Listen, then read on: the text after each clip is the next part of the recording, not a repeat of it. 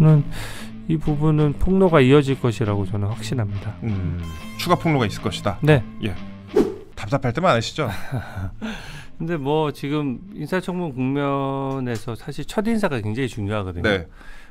대한민국의 정책 방향을 결정할 수 있기 때문에 사실은 좀 깨끗하고 능력 있는 분들을 많이 써야 되는데 네. 이번에 인사검증 체계가 완전히 무너져 있는 것 같아요. 그러니까 이진숙 후보자 같은 경우에 논문 표절이 16건이라고 그렇죠. 하잖아요. 예. 그런 게 어떻게 안 걸러지죠? 저는 그게 좀 이해가 안 되고 네.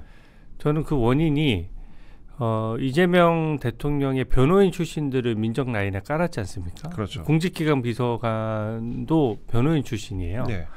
근데 그 인사검증을 담당하는 비서관이 공직기강 비서관인데 사실 인사검증 전문가를 이제 앉혀야 되거든요. 그렇죠. 근데 보훈 인사 비슷하게 대통령이 가까운 사람을 앉히다 보니까 네. 오히려 못 걸러내는 거죠.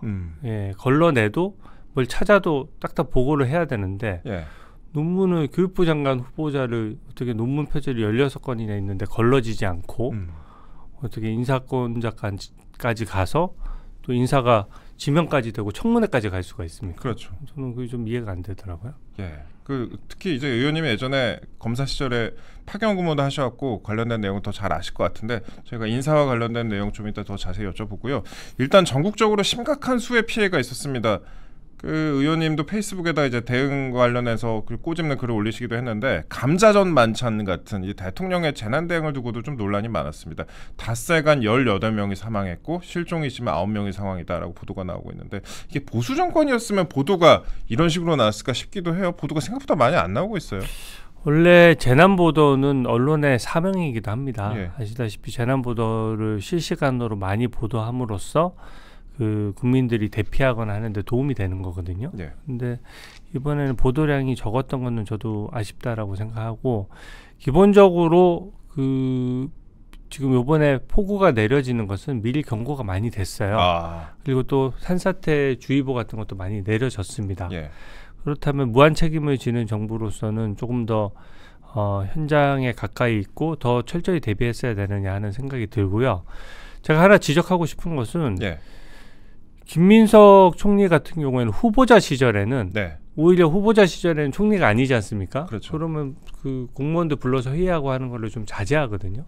그때는 장마 대비 회의를 막 했어요. 그러니까 미리 한다고 해서 뭐 멋있는 말 많이 했습니다. 총리 되기도 전부터. 네네. 위기보다 먼저 해결하는 정보가 되겠다. 정보로 탈바꿈하겠다 해서 현장 중심으로 하겠다. 온갖 미사여구 많이 하고 또 철저히 대비하라고 막 얘기를 했거든요. 근데 그게 후속 조치랑 이어지지 않으니까 쇼처럼 돼버린 거예요. 그러니까 막상 폭우가 내리는 5일 동안은 네. 뭐 그 이재명 대통령과 서로 SNS로 에이펙 관련된 회의 점검을 서로 대화를 주고받았거든요. 열심히 하겠습니다. 뭐 이런 걸로 그랬죠. 예.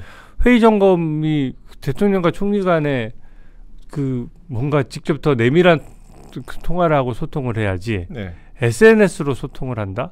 이게 지금 약간 국민 보여주기식인데 에이펙 행사도 물론 중요합니다만 3개월이 남았거든요. 네. 근데 그 현장에 막 숙소 같은 것을 현장 점검을 가고 하면서 사실은 수해 대비에 대해서는 후보자 시절보다 총리 되고 나서는 아무런 조치를 한 게 없어요. 그 점이 저는 국민들께서 매우 질타하실 만한 부분이라고 생각합니다. 예, 그렇습니다. 이 폭우 피해 입으신 분들께 다시 한번 좀 심심한 위로의 말씀드리고 정부가 좀 적극적으로 나섰으면 좋겠다는 생각이 듭니다. 국민의힘에서 이제 후보자 14명 중에 지금 내가 이제 후보자 14명 중에 6명을 무자격으로 이제 규정을 했습니다. 그런데 지금 상황을 보면은 딱 한 명만 낙마하게 생겼습니다. 그 한 명도 이제 예상이 됐었던 거죠. 이게 지금 총알바지로 지금 이진숙 한 명 버리는 거 아니냐라는 식으로 예측이 많이 됐었는데 어제 저녁에 이진숙 후보자에 대한 대통령의 지명 철회가 있었습니다. 그런데 이진숙 후보자에 대해서만 지명 철회가 있었고 강선우 후보자를 포함한 나머지 후보자에 대해서는 조치가 하나도 없었어요. 어제 발표 어떻게 보셨어요?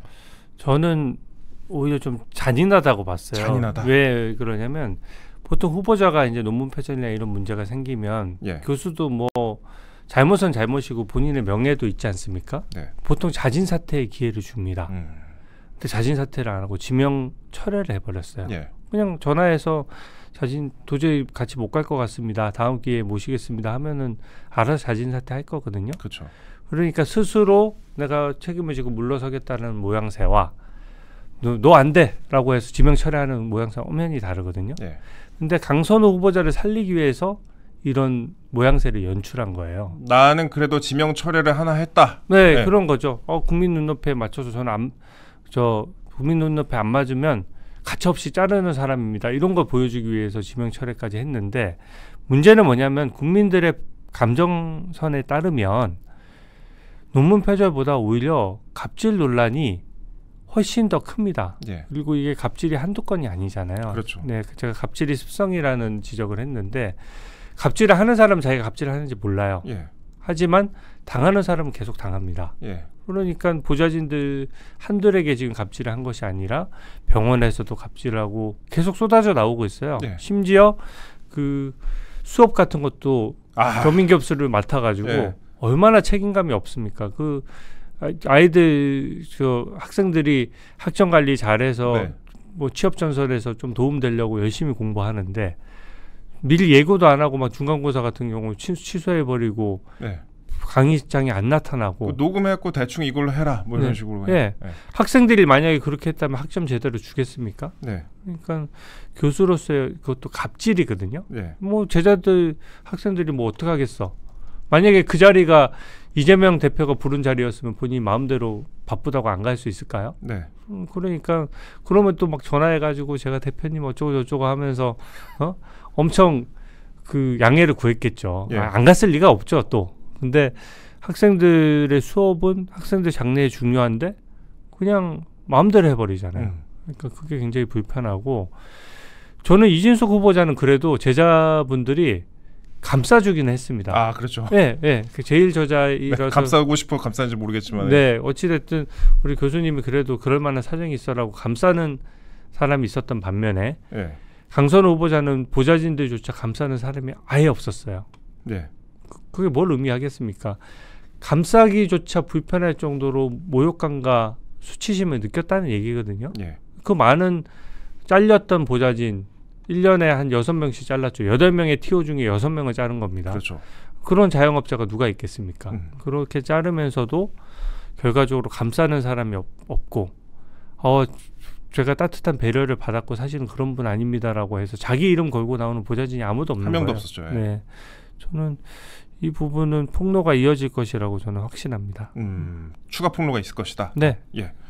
일단 그럼 추가 폭로 관련된 말씀을 좀 여쭤볼게요. 일단 그 많은 지금 국회에 있는 분들이 이제 기자들도 그렇고 국회의원들도 그렇고 많이 좀 정보가 있는 게 SBS에서 지금 상당히 많은 정보를 입수를 해놨다. 그래서 이거 임명될 때까지만 기다릴 것이다. 그 다음에 이거를 터뜨릴 것이다. 추가 제보를 터뜨릴 수도 있다. 뭐 다른 언론이 됐어도 이제 터뜨릴 수가 있는데 그렇게 되면은 정권에 상당한 좀 영향을 줄 수가 있다.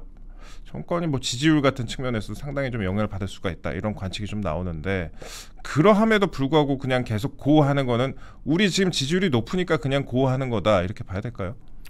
그러니까 그게 저를 포함해서 우리 국민의힘이 반성해야 될 부분이라고 생각합니다. 예. 저희가 잘한다면은 또 그래서 지지율이 어느 정도 뒷받침이 되고 네. 대등한 관계라면은 국민 눈치를 더 보겠죠. 그렇죠. 예, 이럴 때일수록 야당의 역할이 저는 중요하다라고 생각하고요. 강선호 후보자 같은 경우에는 네. 사실 이재명 대통령과 친분이 아주 두텁잖아요. 네. 이런 사람일수록 원래 인사검증 체계가 잘 작동을 안 합니다. 그러니까 대통령 눈치를 보는 거지. 대통령에 가까운 사람은 이부자리 깔아주는 사이니까. 예, 사람의 문제점을 보고를 하면 좋은 소리 못 들을 거 아니에요. 예.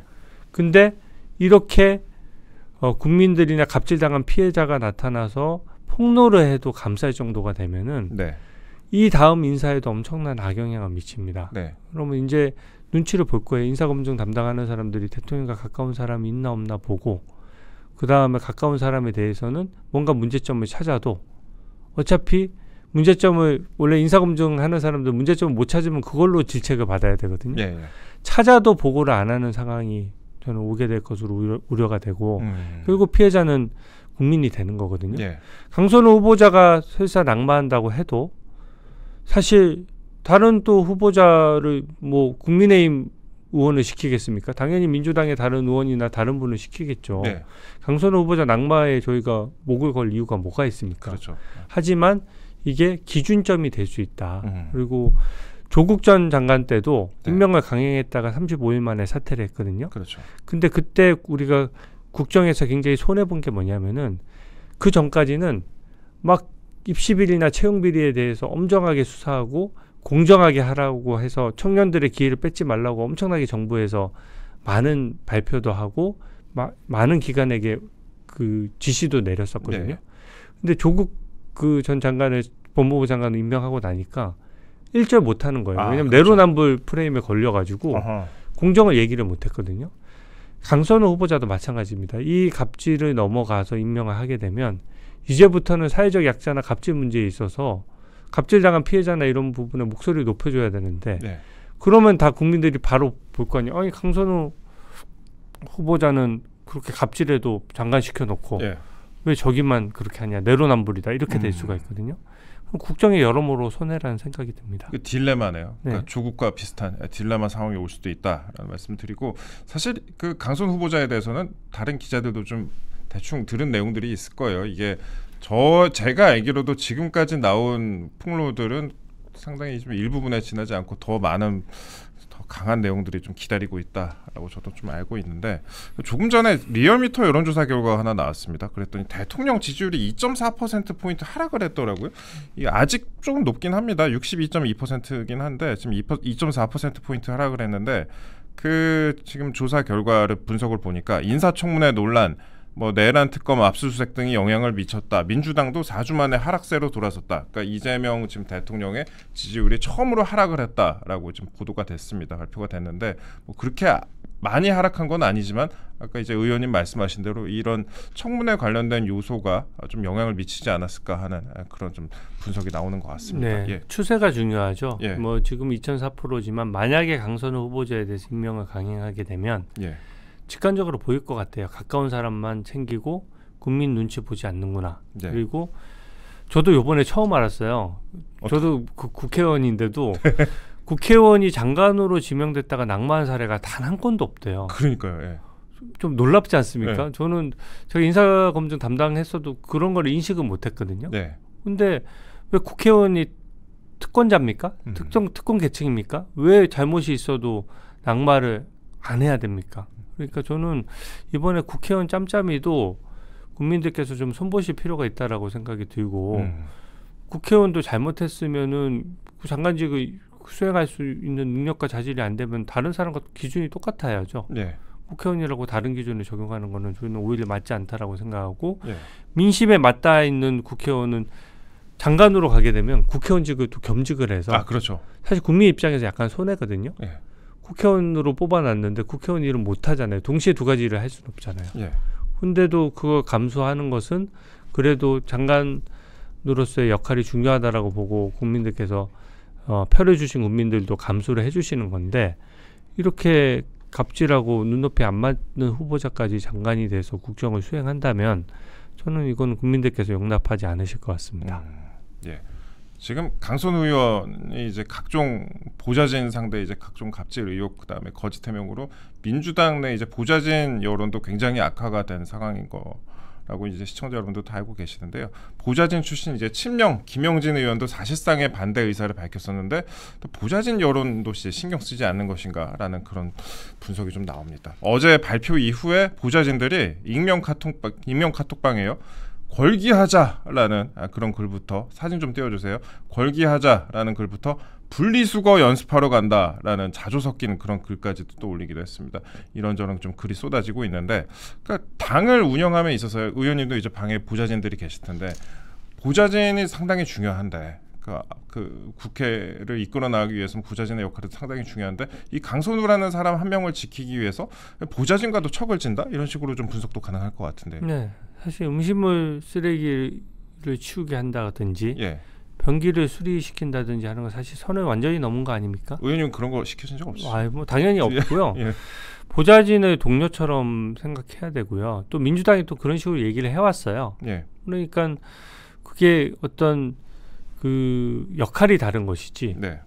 그 누가 무슨 옛날처럼 무슨 지배계급이 있는 것도 아니고 의원이면은 보좌진을 그렇게 함부로 막 써도 되는 겁니까? 그거는 허용할 수가 없는 거고요. 많은 직장 생활을 하는 많은 국민들도 마찬가지입니다. 그러면 여러분들께서도 가면 그 회사별로 역할이 다르지만 다르기 때문에 관리자도 있죠. 네. 그렇다고 관리자가 회사에서 상사로서 그 어떤 책임과 권한이 좀 다를 뿐이지 그렇다고 그 저의 인생에 막 들어와서 마음대로 지시하고 관여하고 네. 개인적인 일 시키고 그렇게 해도 되는 겁니까? 그러니까. 이거는 누구라도 당할 수 있는 일이기 때문에 국민들이 더 분노하는 것이고요. 강선호 후보자가 기본적으로 굉장히 권위적으로 살아왔기 때문에 일어난 현상이고요. 제가 제일 불편한 것은 28명이나 되는 보좌진을 해고를 한 거예요. 그러니까 다른 사람의 인생에 대한 고민이 없습니까? 그 잘린 보좌진들조차 사실은 생계가 있고 가족이 있잖아요. 예. 근데 28명을 자르면서 심지어 쫓아다니면서 취업도 막 방해해요. 그러니까요. 그래서 뽑지 말라고 해요. 뽑으려고 하는 사람한테 일부러 찾아가서. 예. 그게 어떻게 가능한 일일지 저는 기본적인 사회적인 공감 능력조차 결여되어 있다라고 강하게 비판하고 싶습니다. 예. 지금 그나저나 이제 야당이 좀 인기가 있어야 대응을 더 세게 할 텐데 결국에 이제 그런 거죠. 이진숙 한 명 외에 전원 임명하는 수순으로 지금 가게 될 것이라는 관측이 많습니다. 야당에서 취할 수 있는 지금 방법이 현실적으로 없죠. 근데 야당의 무력감은 많이 말씀을 하시는데요. 예. 저도 솔직히 뭐 힘이 빠질 때가 없는 것은 아닙니다. 하지만 야당의 역할은 이때까지 우리가 헌정사상으로 여대 야소였던 적이 굉장히 많아요. 네. 하지만 야당이 그러면은 소수당이라고 해서 법안을 단독으로 통과 못 시킨다라고 해서 그러면 어떤 경우도 무기력하냐? 그렇지 않습니다.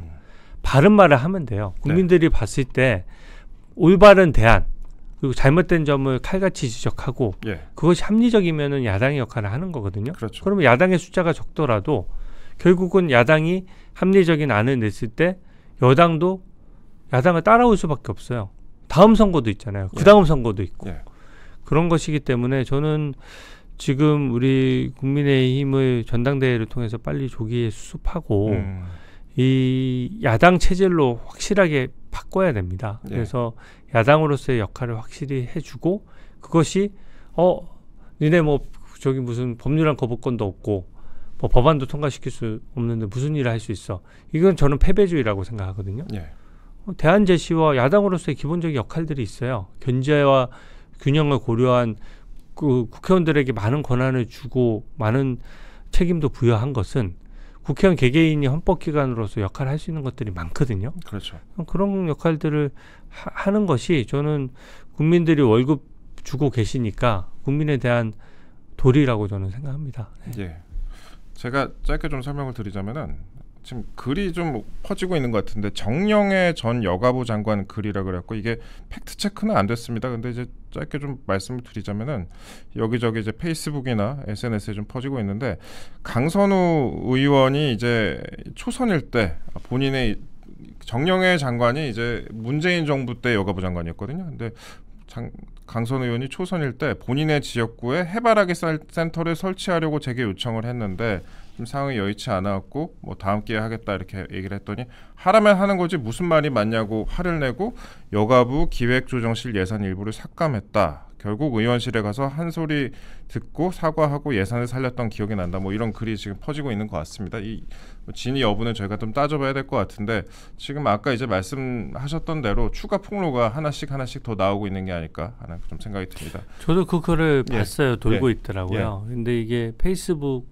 글인데 공개가 안 돼 있는 걸로 보여져요. 그래서 그게 돌고 있는 건데 사실 진위 여부가 확인 안 돼서 그러니까 사실 원본을 확인해야 되지 않습니까? 그렇죠. 저도 아침에 해봤는데. 저게 만약에 저 폭로가 사실이라면 문재인 정부 때 환경부 장관의 증언이고 또 그 내용을 보면은 그 본인의 의견이 관철 안 됐을 때 상관없는 여가부 예산까지도 깎았다는 점이 되기 때문에 그것은 일종의 그것도 갑질이잖아요. 그래서 이 부분도 저는 사실이라면 계속 문제될 소지가 높다는 말씀을 드립니다. 네, 그렇습니다. 이것도 만약에 사실이 밝혀지면은 오늘 굉장히 좀 큰 이슈가 될 것 같은데 그리고 또 어제 이진숙 기사나 이제 강선우 기사에 가려져서 그렇지 김의겸 전 의원을 새만금 개발청장에 임명하는 등 또 인사 발표가 있었습니다. 차관급 인사 발표가 있었는데 야, 흑석동 투게다 청담동 가짜뉴스 논란까지 빚었던 인물을 고위직에 임명했다. 이거 어떻게 보셨어요? 이거는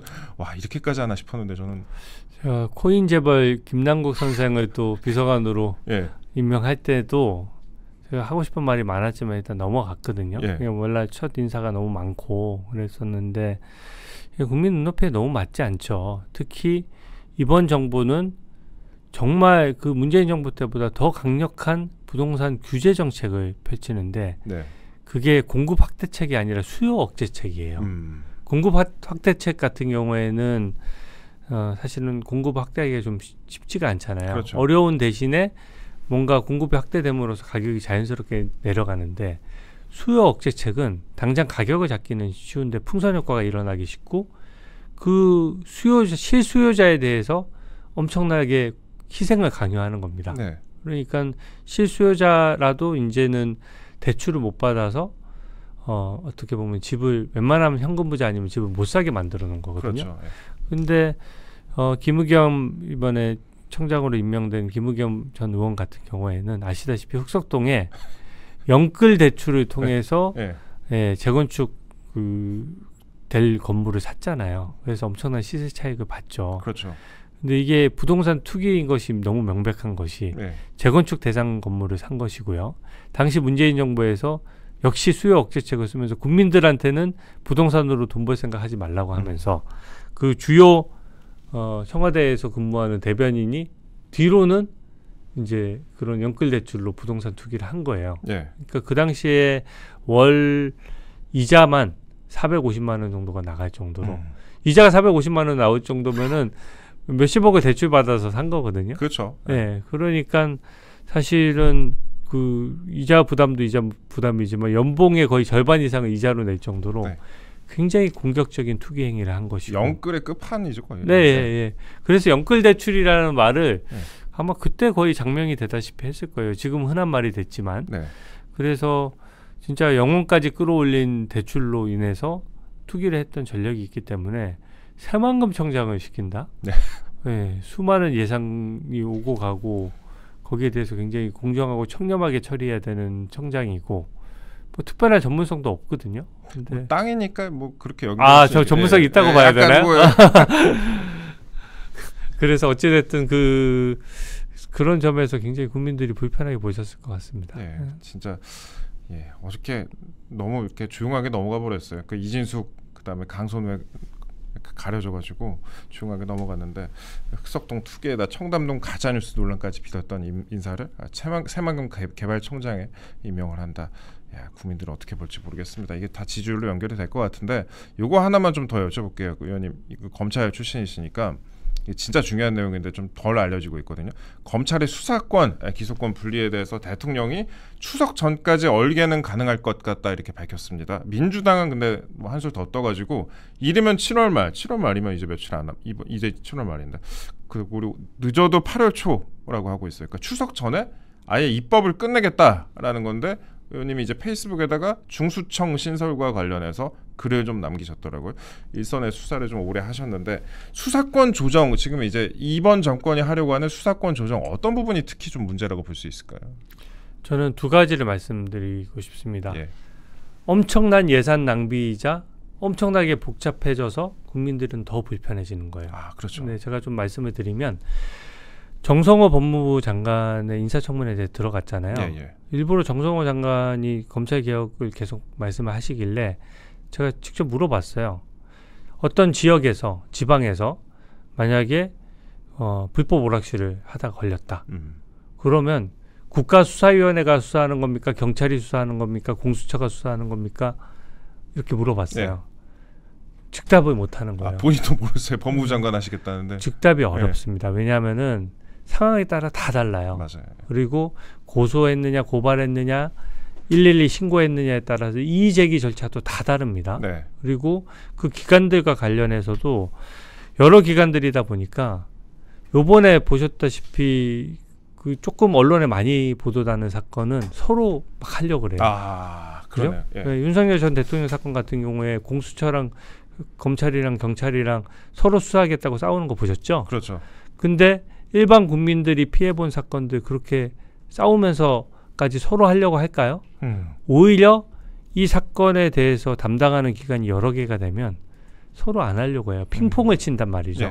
그래서 사실은 기관을 복잡하게 만드는 것이 오히려 국민들 입장에서는 법률 비용이 더 들고요. 이미 문재인 정부 때도 민주당이 일방적으로 검수완박이랑 공수처 같은 걸 만들었는데 제가 변호사 생활을 했거든요. 그렇죠. 그때 변호사 생활하면 체감한 거는 변호사들은 좋아요. 절차가 복잡해지고 이 절차가 많아지니까 그때마다 변호사 선임료를 더 받을 수가 있습니다.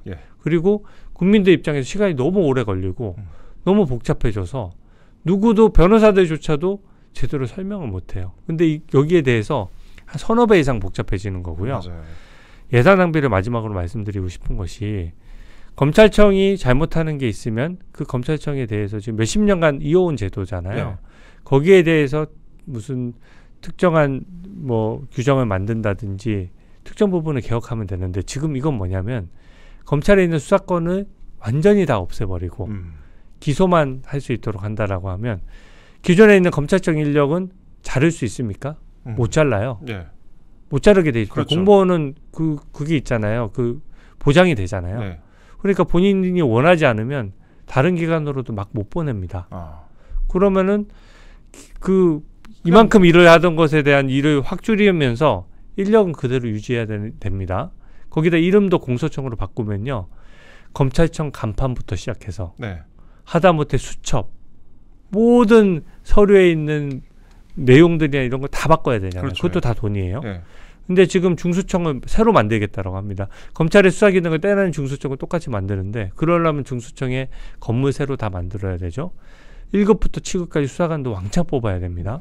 그중에 검사들이 글로 간다는 보장도 없어요. 안 가죠, 저 같은 새로 다 뽑아요. 근데 제가 지적하고 싶은 건 왜 이걸 하려고 하면 이게 진짜 검찰 개혁이었으면 민주당은 문재인 정부 때부터 지금까지 절대 다수당이었어요. 근데 왜 이거 이제 와서 하려고 합니까? 윤석열 정부에서 하지 그랬어요. 중수청을 새로 만들게 되면 그 많은 수사 인력을 검찰청처럼 1년마다 다 뽑아오면은 저희 같은 경우에는 저는 노무현 정부 때 인간이 됐거든요. 그러니까 검사들이 다 될 때마다 그 정보가 각각 다른 건데 지금은 중수청이 만들어지면 여기 있는 수사관들을 전부 다 이재명 정부에서 뽑는 거예요. 그러니까 민주당에 친한 사람들이 수사관들로 왕창 깔리는 겁니다. 쉽게 얘기하면 민주당 산하의 검찰청을 만들기 위해서 멀쩡한데 그 인력은 아예 제로로 만들고 그러니까 일은 줄여버리고 이쪽은 일을 왕창 주고 하는 거거든요. 그러니까 저는 공수처를 그렇게 만들었다가 민주당 관련된 수사안건이 5년 지났는데 한 건도 없었어요. 5년 동안 민주당이 만들었으니까 민주당 수사를 안 한 겁니다. 수사 능력도 정말 한심하거니와 수사 자체도 민주당에 대한 수사도 그렇죠. 왜냐하면 자기 편을 안 치다 보니까 능력 검증이 제대로 안 됐을 거 아닙니까? 중수청도 마찬가지예요. 1급부터 7급까지 새로 다 뽑아 놓으면 권력을 견제해야 되는데 민주당 수사는 못 할 거예요. 그러니까 중수청이 그래서 문제라는 거고요. 저는 이 부분에 대해서 3개월 만에 개혁한다? 개혁이 아니죠. 국민들은 엄청나게 복잡해지고 국민들이 뭐가 뭔지 알 수 없게 될 겁니다. 이 부분도 좀 대응을 잘 해야 될 것 같습니다. 그 얘기도 있더라고요. 검찰에 이제 직접 수사권을 중수청에 넘기고 경찰과 중수청의 수사를 검증 보완하는 기능은 신설하는 국가수사위원회에 맡긴다. 국가수사위원회 이건 또 어디서 등장한 건지 모르겠는데 검찰의 직접 수사권에 이어서 보완 수사권까지 없애는 것을 두고 이제 개혁이다라는 우려가 나오고 있습니다. 이 국가수사위원회 이것도 좀 문제가 많다고 좀 지적이 많이 되잖아요. 국가수사위원회는 보니까 본인들이 봐도 너무 복잡하잖아요. 경찰, 검찰, 공수처, 중수청 거기다가 상설특검도 있거든요. 거기다가 본인들은 마음대로 개별 특검도 막 돌리잖아요. 너무 복잡하니까 이게 소위 말하는 권력기관들끼리 막 싸움 날 게 너무 뻔하니까 그거를 조정하겠다. 이런 명분으로 국가수사위원회를 만들었는데 국가수사위원회를 본인들이 추산한 예산만 하더라도 1,500억 정도 드는 거예요. 그러면은 이게 지금 계속 이 기간이 유지되면 국민 세금이 계속 나가는 겁니다. 저는 정말 청년들 지금 요새 주거 문제도 심각하고 이래서 결혼조차 못 하는데 네. 청년들 일자리 만들고 그 주거 문제 해결하는데 이 돈을 써야 되는 게 맞지 않습니까? 네. 중수청은 훨씬 더 큰 규모거든요. 얼마가 추산되는지 본인들도 추계를 못 내요. 그러니까 제가 물어봤습니다. 중수청 몇 개나 만들 것 같습니까? 그 법무부 장관한테 물어봐도 그냥 정확히 몰라요. 네. 왜? 대통령령에 위임돼 있거든요. 만들고 싶으면 중수청을 20개를 만들 수도 있는 거고 광역 단체별로 5개, 6개만 만들 수도 있는 거고 뭐 예를 들어서 더 많은 단위로 만들 수도 있는 거거든요. 예. 그러니까 전국에 공수처를 여러 개 만들겠다는 것과 똑같은 겁니다.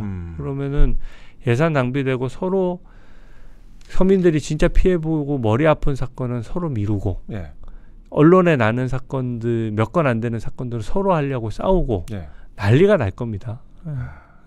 저는 무슨 자신감으로 그렇게 상별만에 모든 사람들이 대부분 전문가들도 반대하는 이 법안을 예. 전 세계적으로도 유례도 없는데 무슨 자신감인지 모르겠어요. 그러니까 유명한 사건, 유명인들과 관련된 사건, 뭐 이름이 날만한 사건은 서로 하려고 하고 이게 해봤자 품만 많이 들고 뭐 아무도 몰라주는 사건은 이제 더 늦춰지기만 할 것이다. 아무도 안 하려고 할 것이다. 이렇게 말씀하셨는데 이게 저도 좀 직간접적으로 이런저런 제가 피해자로 돼 있는 사건들이 있었고 제가 느끼고 있는데 요즘에 경찰에 뭐 신고하거나 하면은요, 뭐 고소하거나 하면은 보통 3년, 4년씩 걸리는 것 같아요, 최소한. 예. 제가 흐름들을 딱 한 번만 설명드리면요. 예. 제가 만약에 무슨 사기 피해를 당해서 경찰에 고소를 해요. 네. 그럼 금액이 좀 생각보다 피해자가 많은 것 같아서 이거 중요한 사건 같아요. 하면서 중수청으로 이게 핑퐁 칠 수 있습니다. 네. 중수청은 중수청대로 또 수사해보니까 사실 우리가 할 거 아닌 것 같아요 하고 공수처로 또 핑퐁 칠 수 있어요. 그러면은 당사자들은 그때마다 이의 제기를 하는데 중수청에서 뭐 예를 들어서 핑퐁을 치다가 중수청에서 내 사건을 억울하게 무혐의를 했다라고 하면 바로 어디 이의 제기를 해야 되냐면 지방 중수청이 먼저 이의 제기를 해야 됩니다. 네. 거기서 또 이제 이의 제기가 받아들여지지 않으면 중앙 중수청에 또 이의 제기를 해야 돼요. 그래서 중앙중수청에서 받아들여지지 않으면 국가수사위원회에 또 이의 제기를 해야 됩니다. 우여곡절 끝에 기소가 됐다 칩시다. 기소돼가지고 1심 재판 늦어지죠. 2심 재판 늦어지죠. 대법원 늦어지죠. 지금 본인들이 하겠다는 게 뭡니까? 헌법재판소에서도 그 대법원 판결 들여다보겠다는 거잖아요. 그렇죠. 그러면은 범죄 피의자가 예. 시간 끌고 싶으면 헌법소원 같은 거 제기하는 거예요. 예. 내 기본권이 침해당했다. 나는 억울하다라고 하면 피해 구제가 그만큼 또 늦어지는 겁니다. 사심제처럼 운영돼서. 기본 한 10년 걸리겠네요, 이러면. 제가 그러니까 일본이 예. 보통 그 우리나라 검찰 제도를 배우기 위해서 일본 검사들이 유학을 옵니다. 네. 그 이유가 뭐냐면 일본은 5년 6년씩 걸리는 일을 우리가 1, 2년에 하거든요. 네. 근데 이미 그때 공수처 만들고 그 검수완박을 무리하게 추진하면서 이미 늦어졌는데 이렇게 되면요. 범죄 피해를 본 사람들이 그냥 국가에 믿고 맡기지 못하고 다 개인 소송해야 될 거예요. 그러면 그 비용은 누가 감당해야 되며 이제 피해 당하는 사람이 바보다는 얘기가 나올 수밖에 없는 거거든요. 예. 그래서 저는 이 부분에 뒷감당이 안 될 것이고 이거 만약에 그 밀어붙여서 하반기에 한다라고 하면 저는 이게 이번 정부의 몰락의 신호탄이 될 것이다. 저는 그렇게 장담합니다. 몰락의 신호탄이 될 것이다. 네. 예. 알겠습니다. 저희 지금까지 주진우 의원님과 함께했습니다. 의원님, 저 마지막으로 그러면은 네. 시청자 여러분께 그래도 힘내라고 한 말씀 좀 부탁드릴게요. 최전방 공격수로서. 예. 네. 저는 뭐 사실 국민의힘 지지자 분들조차도 국민의힘이 이대로 안 된다라고 좀 생각을 하십니다. 저는 그 질타에 대해서 너무 공감을 하고요. 저희가 하루빨리 수습해서 야당으로서 제대로 역할할 수 있도록 노력하겠습니다.